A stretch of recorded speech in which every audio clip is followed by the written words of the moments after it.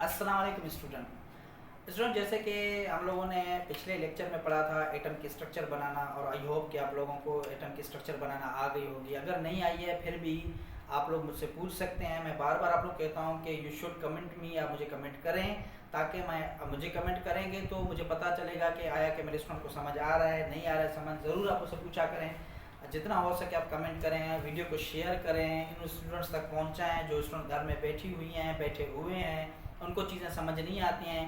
क्योंकि केमिस्ट्री में ज़्यादातर बच्चों को शिकायत होती है कि सर बिल्कुल हमें समझ नहीं आती, इसमें काफ़ी कन्फ्यूजन उनको होती है। तो इस वजह से मैं कोशिश कर रहा हूँ कि बिल्कुल बेसिक जो है लेक्चर बिल्कुल बेसिक तरीके से आप लोग को समझा रहा हूँ, ताकि आप लोगों को ईजिली ईच एंड एवरीथिंग समझ आ सके। तो स्टूडेंट हमारे पास होता क्या है, जैसे कि मैंने आपको कल बताया था कि अगर हमने हाइड्रोजन का एटम बनाना है तो हाइड्रोजन के पास हमारे पास होता है एक इलेक्ट्रॉन। तो एक इलेक्ट्रॉन होता है तो सबसे पहले हम लेते हैं न्यूक्लियस, प्रोटॉन और न्यूट्रॉन को न्यूक्लियस में रखते हैं। तो पहले शेल में हम रखेंगे पहला इलेक्ट्रॉन। इसी तरह अगर हमारे पास हीलियम है तो हीलियम के अंदर हमारे पास क्या होता है, दो इलेक्ट्रॉन होते हैं। तो पहले हम लेंगे न्यूक्लियस, न्यूट्रॉन, प्रोटॉन इसमें रखेंगे और दो इलेक्ट्रॉन हम इसमें रखेंगे। तो इसी तरह हमने कल बनाना सीख लिया। तो आज हमारा जो टॉपिक है बच्चे वो है वैलेंसी। वैलेंसी बहुत ईजी होती है, पहले हम इस चीज़ को समझते हैं। सबसे पहले आप ये याद रख लें कि K shell, L shell, M shell, N shell. K shell में हम ज़्यादा रखते हैं 2 इलेक्ट्रॉन, एल शेल में हम रखते हैं 8 इलेक्ट्रॉन, एम शेल में हम कम से कम 8 रखते हैं और ज़्यादा से ज़्यादा 18 रखते हैं, एन शेल में कम से कम 18 रखते हैं और ज़्यादा से ज़्यादा 32 इलेक्ट्रॉन हम इनमें रखते हैं। तो सबसे पहले अगर हम आपको इसकी अगर मैं आपको स्ट्रक्चर बताऊं कि वैलेंसी क्या होती है, किस तरह होती है, तब इस चीज़ को गौर से समझें। देखो स्टूडेंट, ये हमारे पास है हाइड्रोजन का एटम है, ठीक है जी। हमने पहले न्यूक्लियस लिया है, प्रोटॉन न्यूट्रॉन को न्यूक्लियस में रखा है, एक इलेक्ट्रॉन हम लोगों ने जो है वो शेल में रखा है। तो अब देखो ये हमारे पास है के शेल। अब के शेल में हम इलेक्ट्रॉन कितने रख सकते हैं, 2 इलेक्ट्रॉन हम रख सकते हैं। तो अब 2 इलेक्ट्रॉन रख सकते हैं, लेकिन इस टाइम हमने कितना इलेक्ट्रॉन रखा है, इस टाइम हम लोगों ने 1 इलेक्ट्रॉन रखा है। तो इसका मतलब ये है कि इसको मजीद 1 इलेक्ट्रॉन की जरूरत है। तो अब इसको 1 इलेक्ट्रॉन की जरूरत है, जैसे हम दूसरा इलेक्ट्रॉन इसके ऊपर रखेंगे तो देखो इसकी ये वैलेंसी क्या हो गई है जी, कंप्लीट हो गई है। यानी के शेल हमारे पास जो वो क्या हो गया है, मुकम्मल हो गया है। इस वजह से हम कहेंगे कि ये जो हमारे पास है ये इसकी वैलेंसी है, और इसकी वैलेंसी हमारे पास कितनी है, इसकी वैलेंसी हमारे पास है 1। दोबारा मैं रिपीट करता हूँ, आप लोगों को समझाता हूँ कि अब देखो अब हमारे पास ये हाइड्रोजन एटम है, ठीक है जी। हाइड्रोजन एटम में हमारे पास के शेल में 1 इलेक्ट्रॉन रखा हुआ है, ठीक है।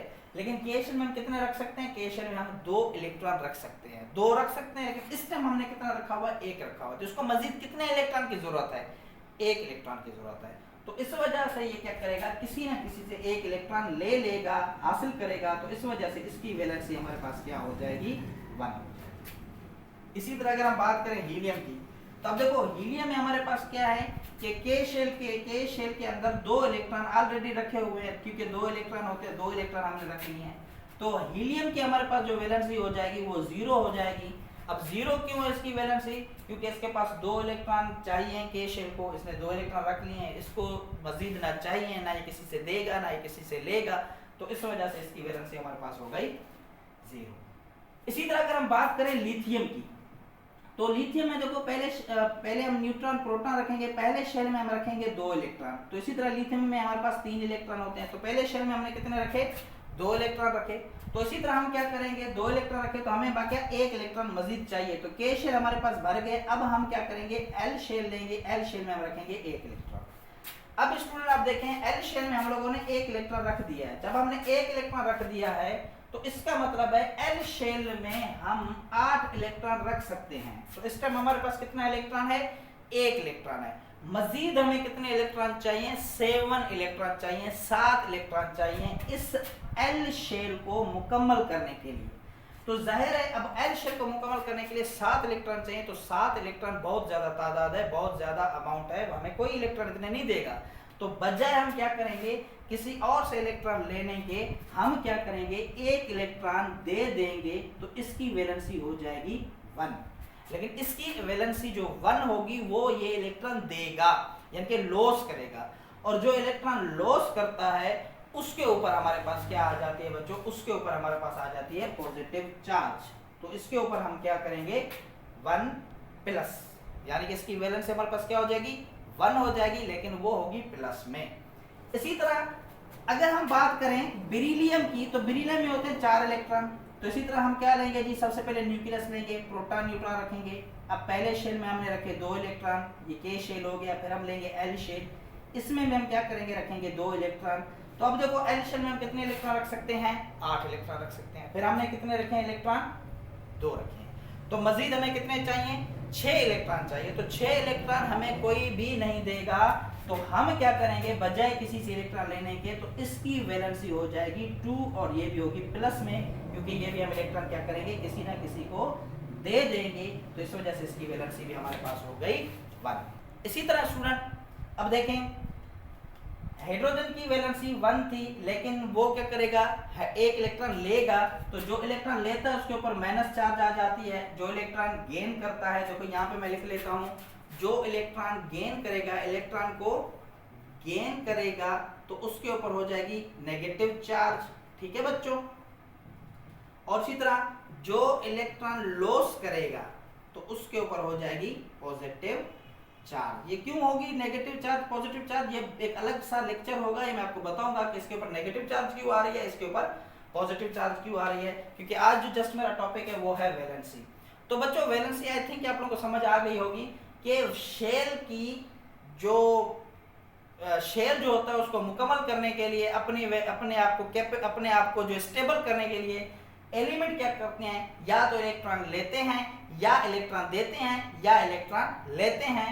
इसको हम क्या कहते हैं, वैलेंसी कहते हैं। वैलेंसी जो होती है वो हमारे पास 4 तक होती है, यानी कि 4 तक हम इलेक्ट्रॉन ले भी सकते हैं, 4 तक हम इलेक्ट्रॉन दे भी सकते हैं। तो इस वजह से वैलेंसी जो है मतलब 4 तक होती है। 4 से ज्यादा ना इलेक्ट्रॉन हम देंगे, 4 से ज्यादा ना इलेक्ट्रॉन हम लेंगे। तो ये हमारे पास इनका जो है तरीका होता है। जैसे अभी देखो इसकी वैलेंसी 2 है, ये लेगा। इसी तरह अगर हम बात करें ऑक्सीजन की, देखो ऑक्सीजन का भी एक एटम मैं बना लेता हूँ। ऑक्सीजन में हमारे पास टोटल होते हैं 8 इलेक्ट्रॉन होते हैं। तो पहले हम लेंगे न्यूक्लियस, प्रोटॉन न्यूट्रॉन यहाँ पे रखेंगे। पहले शेल में हम रखेंगे जी 2 इलेक्ट्रॉन, दूसरे शेल में हम रखेंगे जी 6 इलेक्ट्रॉन। ठीक है जी। अब देखो के कंप्लीट है, देखो ये स्टेबल है, मतलब इसको स्टेबल है, इसको ना चाहिए ना देगा ना लेगा। के हमारे पास जो है वो मुकम्मल है। एल जो है हमारे पास के ऊपर 6 इलेक्ट्रॉन, लेकिन हमें कितने रखने हैं, 8 रखने हैं, मतलब 2 इलेक्ट्रॉन हमें चाहिए।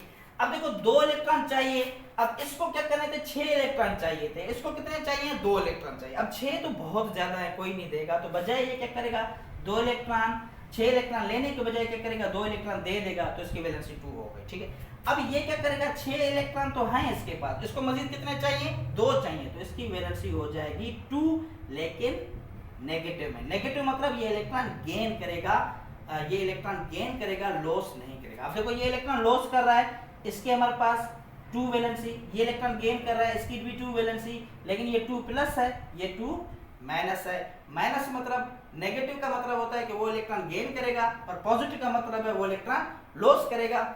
अब ये पॉजिटिव और नेगेटिव चार्ज क्यों आ रहा है, ये हम नेक्स्ट लेक्चर में पढ़ेंगे कि पॉजिटिव और नेगेटिव क्यों आ रहा है। आई होप कि आप लोगों को वैलेंसी समझ आ गई होगी। अब कुछ इलेक्ट्रॉन मैं आप लोगों को दे रहा हूँ, इसकी आप लोग स्क्रीनशॉट ले लें। फिर मैं आप लोगों को कुछ इलेक्ट्रॉन दे रहा हूँ, जिसके आप लोग मुझे जो है वैलेंसी फाइंड करें कि इनकी वैलेंसी कितनी होगी। तो मैं आप लोगों को कुछ इलेक्ट्रॉन दे रहा हूँ कि इनकी वैलेंसी कितनी होनी चाहिए। अब देखो जैसे कि हमारे पास है नाइट्रोजन, इसके पास होते हैं 7 इलेक्ट्रॉन, तो इसकी वैलेंसी कितनी होनी चाहिए। इसी तरह नंबर 2 पे हमारे पास है जी क्या कहते हैं अपना फ्लोरीन है, इसके पास होते हैं 9 इलेक्ट्रॉन, इसकी वैलेंसी कितनी होगी। इसी तरह हमारे पास जो है वो क्या कहते हैं अपना सिलिकॉन है, इसके पास होते हैं 14 इलेक्ट्रॉन, इसकी वैलेंसी कितनी होगी।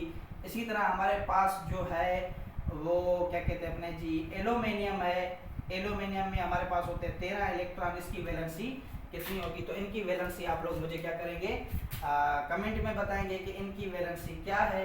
नाइट्रोजन की, फ्लोरीन की, सिलिकॉन की, एल्यूमिनियम की, इनके इलेक्ट्रॉन मैंने यहाँ पे लिख दिए हैं।